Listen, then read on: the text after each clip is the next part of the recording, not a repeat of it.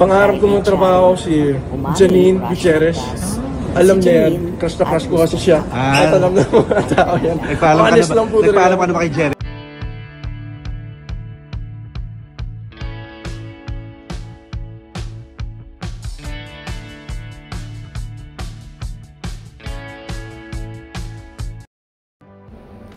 Tahasang sinabi ni Kyle Echari na gusto niyang makatrabaho si Maris Racal at inaming crush niya si Janine Gutierrez.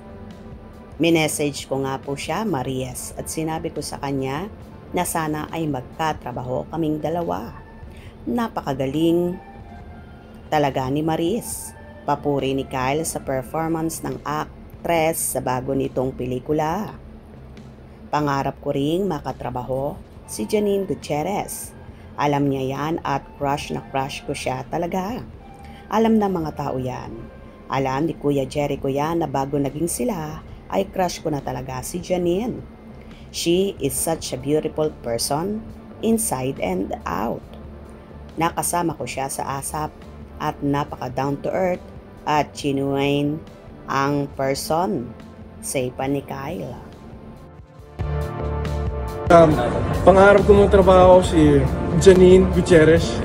Alam niya yan, crush na crush ko kasi siya. At alam na mga tao yan. Honest lang po. Nagpaalam ka na ba kay Jerry? Oo naman, alam niya naman. Alam niya din, bago lagi sila nag-crush na crush ko talaga si Janine.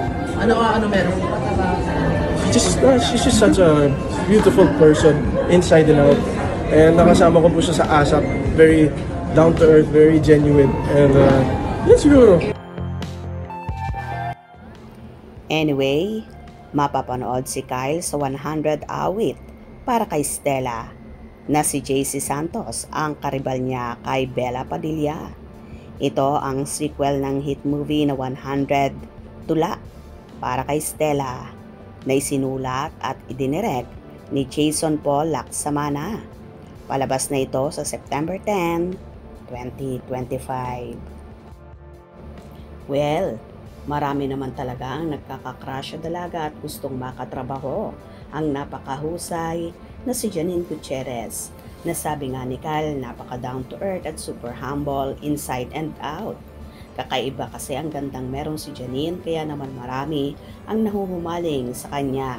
Kaya naman todo bantay din ang nobyo ni Janine na si Jericho Rosales. Anyway, malaki naman ang tiwala ni Echo sa nobya kaya baliwala ito kay Echo at suportahan sila sa kanilang mga ginagawa. No big deal ito para sa aktor dahil alam naman niya na parang kapatid lang ang turing ni Janine kay Kyle. Kung saan kapag magkakasama sila sa ASAP natin to, ay panay ang kulitan nila na para bang atin ang lahat ng kabataan doon si Janine. Na kahit nga si Darren Espanto ay kakulitan din ng actress. Kaya no issue yan kay Echo dahil trabaho lang ang lahat. At super duper proud siya sa napakaganda niyang nobyang si Janine. Kung nagustuhan niyo ang video na ito, comment down below.